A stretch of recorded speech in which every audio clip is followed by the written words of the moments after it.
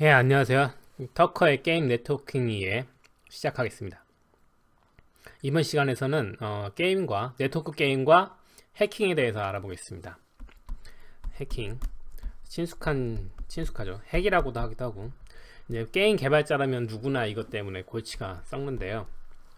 우선 먼저 왜 디터미니스틱 방식은 해킹에 취약한가부터 알아보도록 하겠습니다.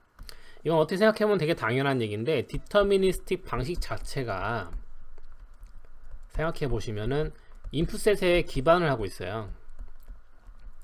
그래서 서로 양쪽 그러니까 플레이어가 여러 명이도 상관없지만 그 인풋을 똑같이 공유하는 형태로 해서 게임 상태를 똑같이 맞추는 방식이잖아요. 그렇기 때문에 상대방이 보낸 인풋에 의존할 수밖에 없습니다.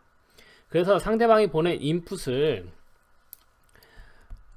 인정하게 되면 그 상대방이 인풋을 조작하더라도 발견하기가 힘들어지는 거죠.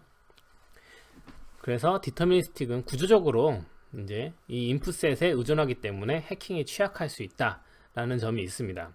그래서 이거를 해킹을 방지하기 위해서는 결국에는 인풋을 검사해야 돼요. 이 인풋이 정당한지 정당하지 않은지 검사해야 됩니다. 검사하는 방식은 크게 두 가지로 볼 수 있는데, 서버를 이용하는 방식이 있고 아니면 서로가 서로를 검사하는 방식이 있습니다. 또는 뭐 방장이 검사하는 방식도 있고요. 그래서 어떻게 하냐, 이제 인풋을 보내잖아요, 서로 상대방한테. 그러면 상대방이 이 패킷을 검증하는 겁니다. 이게 정당한 패킷인지, 지금 이 상황에서 나올 수 있는 인풋인지 아닌지 검사하는 거예요. 이것도 마찬가지로 상대방이 검사하는 방식이고, 서버를 이용하는 방식은 말 그대로 서버가 중간에 있어가지고 중계 서버를 이용하는 방식이 있다고 그랬잖아요. 디터미니스틱 구현에서 중계 서버를 이용했을 때 중계 서버가 이제 심판이 돼서 중계 서버로 모든 인풋이 가니까 이거를 다시 살포하기 전에 이 인풋들을 검사하는 방식입니다. 근데 이 방식에서 문제점은 뭐냐면, 이 중계 서버가 이 패킷을 검사하려면은, 이 인풋을 검사하려면은 당연히 현재 게임 스테이트에 대해서 알고 있어야 돼요. 게임 상황에 대해서도 알고 있어야 되고 게임 룰에 대해서도 알고 있어야 됩니다. 그러니까 이 게임이 어떤 게임인지도 알아야 되고, 이 게임의 현재 상황에서 어떤 이 입력이 정당한지 아닌지 확인할 수 있어야 돼요. 가령 예를 들어서 FPS 게임을 만든다고 쳤을 때, FPS 게임에서 얘가 여기 있는데 벽이 이렇게 있어요. 벽이 있는데 이 벽 너머에 있는 상대방이 한테 총을 쐈다. 그러면 이거는 이제 정당한 패킷이 아니죠. 정당한 패킷이 아닌데, 이 벽 너머에 총을 쏠 수 없다는 이 룰을 이 서버가 알고 있어야 되고, 또 이 두 캐릭터 사이에 벽이 있다는 이 게임 상태를 서버가 알고 있어야 됩니다. 근데 중계 서버를 만든다는 거는, 릴레이 서버, 저번 시간에 알아봤지만 중계 서버는 사실 게임 스테이트와 룰이 필요 없어요. 이렇게 복잡한 거를 알 필요가 없습니다. 그냥 패킷이 오면 이 패킷을 그냥 모든 클라이언트에 보내주기만 하면 되는 서버이기 때문에, 이 서버는 스테이트를 저장할 필요가 없고 게임 룰을 알고 있을 필요가 없습니다. 여기서 게임 룰이라고 말했지만 이거는 역시 게임 코드죠. 게임 코드를 알고 있을 필요가 없어요. 그렇기 때문에 이 중계 서버를, 이 스테이트가 없는, 스테이트레스라고 하는데, 스테이트가 없는 중계 서버를 유지할 수만 있으면 어떤 일을 할 수 있냐면, 하나의 중계 서버를 가지고 여러 게임을 동시에 서비스할 수도 있어요. 중계 서버가 하는 일이 스테이트에 상관없이 그냥 패킷을 받으면 무조건 발송하기 때문에 굳이 그 게임이 아니더라도 다른 게임을 충분히 이용할 수 있는 거죠. 네, 그런데 중계 서버가 만약에 게임 스테이트와 룰을 가져야 된다고 하면은 게임마다 중계 서버가 달라져야 되겠죠. 그래서 같은 중계 서버를 가지고 여러 게임을 서비스할 수 없는 단점이 생기게 됩니다. 그리고 또 다른 알아볼 거는, 이제 FPS 게임 같은 경우로 예를 들어 봤을 때 공격 쪽에 유리하게 돼 있어요. 왜 유리하게 돼 있는지 한번 보죠. 내가 이제 사람이 FPS 게임을 하는데 에임을 이렇게 잡았어요. 현재 얘가 다른 상대방 캐릭터의 에임을 잡아놨다고 봐죠. 여기다 총을 쐈는데 이 캐릭터가 지금 이동 중이라고 보죠. 그러면 우리가 보는 상대방 캐릭터의 위치는 항상 그 네트워크 디터미니스틱 네트워크 방식에서는 일정 시간 과거의 모습을 보게 됩니다. 이게 이동 중이기 때문에 이 내가 쏜 패킷이, 그러니까 쏜 패킷이 서로 상대방에게 가서 적용되는 시점을 보죠. 내가 쏘는 패킷을 여기서 눌렀어요. 그럼 얘가 이렇게 가죠. 그래서 여기서 적용이 되는데, 여기서 물론 롤백을 해서 적용시킨다 하더라도 이거는 어느 정도 일정한 딜레이가 있기 때문에 내가 보는 모습은 상대방 일정 시간 과거의 현재의 모습입니다. 그래서 이 패킷이 적용될 때 이 캐릭터의 이동이 역시 적용이 돼요. 그래서 실제 캐릭터의 이 패킷이, 내가 쏘는 패킷이 적용되는 시점에서는 캐릭터가 이미 이동된 시점에서 적용이 되기 때문에 내가 쏜 위치가 현재 캐릭터가 있는 위치가 아닌 게 됩니다. 그래서 항상 빗나갈 수밖에 없어요.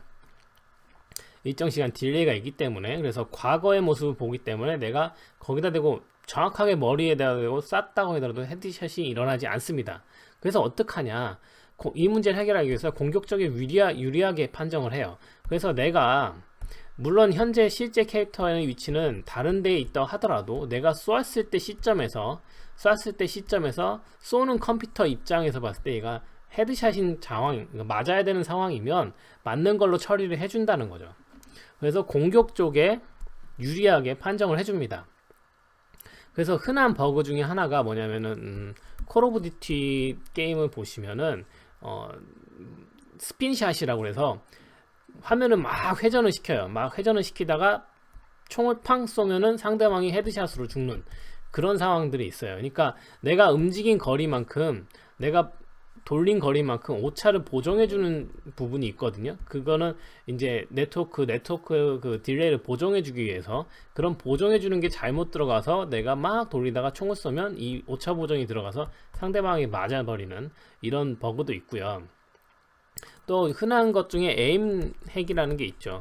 그러니까 무조건 쏘는 대로 헤드샷을 맞춰주는 거예요. 그러니까 내가 쐈다 공격 쪽에 유리하게 되기 때문에 내가 쐈다 그러면은 그냥 거기를 믿을 수밖에 없는 상황이 되는 거죠. 그래서 에임핵 같은 게 나타날 수가 있는 거죠. 그리고 이제 만약 심판이 있는 경우라고 해도 심판이 있다고 쳐보죠. 심판이 있는 경우라고 해도 이게 정확하게 판정을 내릴 수가 없습니다. 아까 말했듯이 공격이 유리하게 판정되는 부분도 있고, 그리고 만약 이동핵이라고 쳐도 내가 이동할 수 있는 거리가 있을 거잖아요. 내가 이동할 수 있는 거리가 있는데 이 거리가 가령 1초에 초당 이동할 수 있는 거리가 10m다. 그러면 10m 범위 안에서는 얼마든지 이동할 수가 있어요. 이건 가능한 거리이기 때문에. 근데 네트워크 딜레이가 있기 때문에 여기서 항상 10m가 아니라 어느 정도 톨러런스를 둡니다. 그러니까 한 12m에서 한 13m 정도는 이동할 수 있게 해줍니다. 왜냐하면 네트워크 딜레이가 있기 때문에 항상 정확하게 수가 없어요. 네트워크 딜레이 때문에. 그러면 해킹하는 프로그램은 어떻게 하냐면 항상 이동할 때 1초에 13m씩 이동하는 거예요. 이렇게 되면 심판이 있다고 하더라도 이게 정당한 이동거리인지 아니면은 비정상적인 이동거리인지 판단하기가 어려워지는 문제가 있어요. 그래서 어떡하냐? 그러면 가령 이렇게 볼 수 있죠. 내가 이동한 거리가 가령 초당 13m를 이동했지만 1시간을 놓고 봤을 때 이게 13이니까 뭐 1시간에서 뭐 13, 예를 들어 13km를 이동하는 게 정상이라고 봐요. 그러면 얘가 15km를 이동했어. 그러면 이건 비정상이라고 볼 수 있겠죠. 그랬을 때 제재를 가한다 라고 하면, 그러면 이 역시 해킹 툴은 13km까지만 이동합니다.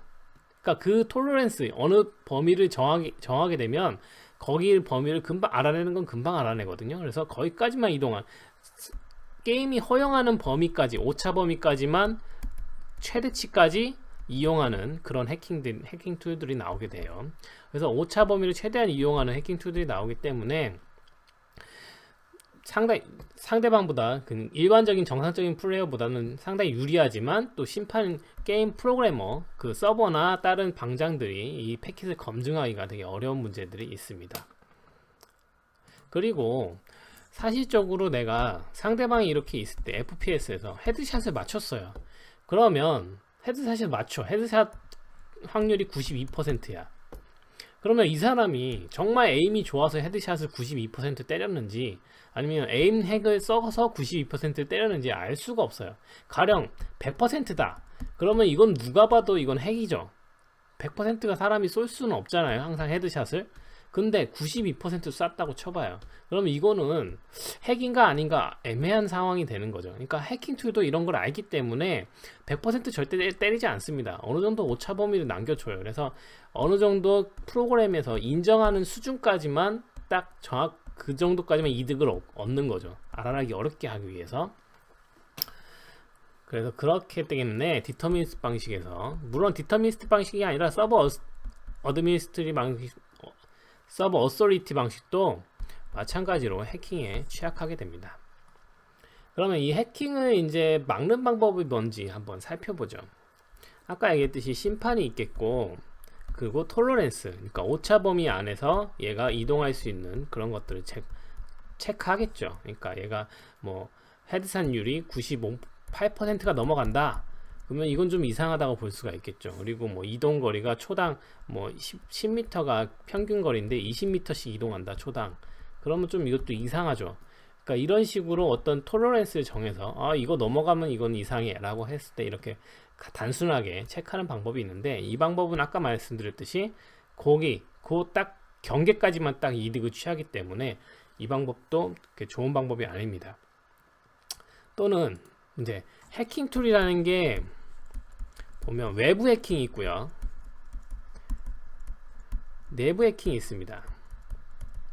그러니까 내부 해킹이라는 거는 그 실행 파일 자체를 조작하는 방법이 있고요. 실행 파일 자체를 조작하는 방법이 있고, 외부 해킹은 실행 파일을 실행한 상태에서 외부 툴을 띄워서 해킹을 하는 방식이 있습니다. 두 가지 방식이 있는데, 외부 해킹 방식은 이제 외부 툴을 못 띄게 하는 블랙아웃 방식을 이제 사용하죠. 그러니까 어떤 알려진 툴들이 있어, 알려진 해킹 툴이 있으면 걔네들이 뜰 수 없도록 윈도우즈에서 제어를 하는 방식이 있습니다. 그래서 우리가 흔히 보는 엠프로텍트 같은 애들이 이제 검증되지 않는 툴들이 뜰 경우 자동으로 죽여버리는 그런 역할들을 하고 있죠. 그리고 엠프로텍트를 만약에 못 띄웠다 그러면 게임 실행도 아예 안 되게 돼서 이제 이게 반드시 떠야 이제 게임이 실행되게 이렇게 만들고 있죠. 그리고 내부 해킹은 내부 코드를 조작하는 방법인데, 이 해킹과 게임과의 싸움에서 가장 문제가 되는 부분이 뭐냐면은 적에게 인질이 잡혀 있다는 거예요. 이 인질은 게임 클라이언트가 인질이 됩니다. 게임 클라이언트가 적에게 있다는 거예요. 클라이언트라는 거는 실행 파일이죠. .exe 파일이죠. exe 파일은 제가 그 컴맹 초급 강좌에서도 말씀드렸듯이 이거는 기계어예요. 기계어라는 거는 말 그대로 프로그램 코드입니다. 코드가 기계어 형태로 변환되어 있을 뿐이지 이것도 역시 프로그램 코드예요. 소스 코드라고 보시면 돼요. 그래서 해커들은 이거를 역변환해서 역 어셈블리 해주는 툴들이 있거든요. 그래서 이거를 역 어셈블리를 해가지고 어셈블리 언어로 다시 바꿔요. 인간이 조금 알아볼 수 있는 언어로 바꿉니다. 그래서 그런 다음에 이제 노하우가 쌓이면 이 어셈블리 코드만 보고도 이 부분이 어떤 역할을 하는 코드인지 대충 유추할 수 있어요. 그래서 그 부분들을 가령 이제 뭐 암호 같은 거 이제 해킹을 방지하기 위해서 우리가 어떤 코드를 심어놨어요. 근데 암호화 코드를 심어놨다고 하죠. 그러면은 이 코드를 암호화되는 부분이 어떤 부분인지 파악을 하면은 거기를 그냥 바이패스 건너뛰는 형태로 조작할 수가 있습니다. 그렇기 때문에 적에게 인질이 이미 잡혀있기 때문에, 적에게 클라이언트가 이미 잡혀있기 때문에 어떤 클라이언트 내에서 어떤 암호화 방식이나 뭐 어떤 조작을 한다 이런 것들은 금방 뚫립니다. 그래서 내부 해킹을 이제 막는 방법은 결국에는 조작되어 있는 조작 여부를 판단해야 되잖아요. 조작 여부를 판단하는 방법은 이제 뭐 여러 가지가 있겠지만 가장 이제 흔한 방법이 파일 사이즈가 변경되는지 확인하는 방법입니다. 파일 사이즈가 변경되는지, 그러니까 우리가 처음에 클라이언트를 만들어서 배포를 했을 때 파일 사이즈가 120KB라고 쳐보죠. 120KB였어요. 근데 조작을 만약에 누가 해커가 이제 코드를 집어넣거나 빼거나 하겠죠. 빼거나 했을 때 실행 파일이 뭐 119.9998KB다 이렇게 바뀌었다고 쳐보죠. 그러면 정확하게 다르죠. 다르기 때는 이거는 조작이 된 거라고 보고 이때는 차단을 시키는 방식입니다. 또는 또 다른 방식은 이제 파일 사이즈를 맞출 수 있거든요. 그러니까 내가 더하면 좀 빼주고 그 다음에 뺐으면 이제 더미를 채워가지고 파일 사이즈 정확하게 맞출 수가 있어요. 근데 그렇기 때문에 그럴 때는 어떻게 하냐, 이제 책섬을 합니다. 책섬 체크를 해요. 책섬이라는 거는 이제 해시 값인데요. 파일 내용을 전부 다 읽어가지고 이걸 해시 펑션을 통해서 해시 값을 뽑아냅니다. 뭐 128비트나 뭐 256비트 해시를 뽑아내요. 그러면 이 해시라는 거는 이 파일이 약간만 변경돼도 해시 값은 크게 변하게 됩니다. 그래서 조금만 바꿔도 해시 값이 금방 바뀌기 때문에 조작을 알아낼 수가 있는 거죠. 그러면 이 해시 값을 어디다 적냐? 어딘가에 적어놔요. 근데 이 어딘가는 해커가 발견되기 쉽지 않은 곳에 그 exe 파일에다가 적어 놓습니다. 파일 안에 어딘가에 적어놔요. 근데 해커가 잘 모를 수 있는 곳에 적어 놓고, 그 다음에 외부 툴, 이제 nprotect 뭐 이런 해킹 방지 툴들이 어떻게 하냐면은 처음에 프로그램을 띄울 때 이 프로그램 exe 파일을 쭉 한번 읽어서 역시 같은 방식으로 해싱을 딱 해요. 해싱을 했을 때 나온 결과와 내가 어딘가에 적어놨던 이 결과를 비교해 가지고 다를 경우 조작이 되었다고 판단하고 이 프로그램을 강제 종료시켜 버립니다. 그런데 또는 뭐 또 다른 방식으로는 암호화 방식이 있어요. 코드 암호화 방식. 코드 암호화하는 방식인데, 코드 중에 이제 특정 부분, 내가 암호화 시키고 싶은 부분, 가령 뭐 어떤 그 보안에 크리티컬한 부분이 있을 거잖아요. 그러니까 비밀번호를 판단한다거나 뭐 이런 것들이 뭐 패킷을 파싱하는 부분, 이런 거 있을 때 그 크리티컬한 이게 해커에게 들통나면 안 되는 것들이 있잖아요. 요것들을 그냥 암호화 시키는 거예요. 그래서 따르게 바꿔놔요, 코드를. 그러면 이 코드 상태는 코드가 바뀌었기 때문에 실행이 안 되거든요. 근데 요게 실행될 때 요 암호를 풀어서 실행을 시키기 때문에 파일만 봐서는 암호화가 되어 있는 상태로 되어 있는 거죠. 이런 방식도 사용하기도 합니다. 근데 문제는 게임이 실행될 때 암호를 풀어야 하기 때문에 실행이 좀 늦어질 수가 있어요. 속도가 떨어지는 문제가 있지만 이 방식도 이용할 수 있습니다. 근데 문제는 뭐냐면 말이죠, 뭘 하든 중요한 건 창과 방패의 문제거든요. 방패가 이제 강해지면 창도 강해져요. 그래서 항상 성공은 누가 이기냐? 성공은 창에게 있죠. 성공이 먼저 때리면 그때 방패를 강력하게 만들면 또 창이 또 강해져서 또 성공을 또 때리는, 이렇게 이게 계속 반복되기 때문에 아무리 방패가 강해지더라도 역시 언젠간 뚫린다는 거를 알아두셔야 돼요. 그래서 지금 말했던 내용들, 뭐 암호 코드를 암호하거나 뭐 책섬을 넣거나 뭐 파일 사이즈를 비교, 이거 다 이미 다 뚫렸다고 보시면 돼요. 그래서 계속 반복해서 막아내는 방법밖에는 방법이 없다. 그래서 양파 껍질 방식으로 이제 어떻게 하냐면은 이거를 해커를 귀찮게 만드는 거죠. 해커를 귀찮게 만들어서 이제 한 가지 방어를 했으면 또 거기에 또 다른 방어를 하고 또 다른 방어를 하고 또 다른 방어를 해서 해커를 귀찮게 만드는 방법이 가장 쓸 수 있는 방법 중에 하나입니다. 그래서 해커가 만약에 다 뚫었어, 그러면 또 한 겹 또 씌우는 거예요. 그러면 또 뚫어야 되니까. 그러니까 이게 계속 반복되는 거예요. 계속 막고 뚫고가 반복되는 겁니다. 이건 뭐 바이러스도 마찬가지고 게임과 해킹의 문제도 마찬가지죠. 그래서 지금 오는 시간에는 이제 디터미니스틱 방식에서 이게 해킹에 취약한 이유에 대해서 가볍게 알아봤고요. 그 다음에 뭐 굳이 디터미니스틱이 아니라도 서버 어서리티 방식이라도 뭐 해킹에 취약하기는 마찬가지다. 근데 디터미니스틱은 인풋셋에 의존하기 때문에 서버 어서리티가 좀 더, 서버 어서리티는 기본적으로 서버가 스테이트와 로직을 들고 있거든요. 기본적으로 서버가 스테이트와 로직을 들고 있고 서버가 명령하는 대로 수행하기 때문에 기본적으로 서버가 심판 역할을 하고 있습니다. 그래서 좀 더 디터미니스틱 방식보다는 인풋셋을 조작하는 형태의 버그에서는, 해킹에서는 강력하다라고 볼 수 있습니다. 그래서 디터미니스틱에서 흔히 볼 수 있는 이동핵이나 뭐 에임핵 같은 경우에는 서버 어서리티 방식에서는 좀 원천적으로 막을 수 있는데, 그럼에도 불구하고 아까 말씀드렸듯이 항상 오차 범위는 인정해 줘야 되거든요. 그러면 해킹 툴은 이 오차 범위 끝까지 이득을 취하는 방식을 취한다. 그리고 뭐 다양한 해킹 방지 기능 방식들이 있지만 그걸 뭐 언젠가 다 뚫린다는 거. 그리고 뭐 굉장히 빨리 뚫립니다. 사실은 굉장히 뭐 패치해서 올리면은 뭐 금방 일주일 안에 다 뚫린다고 보시면 돼요. 그렇게 보시면 됩니다. 그러면 짤막하게 끝내고요. 다음 시간에는 본격적으로 서버 오서리티 방식에 대해서 알아보겠습니다. 서버 오서리티 방식. 네,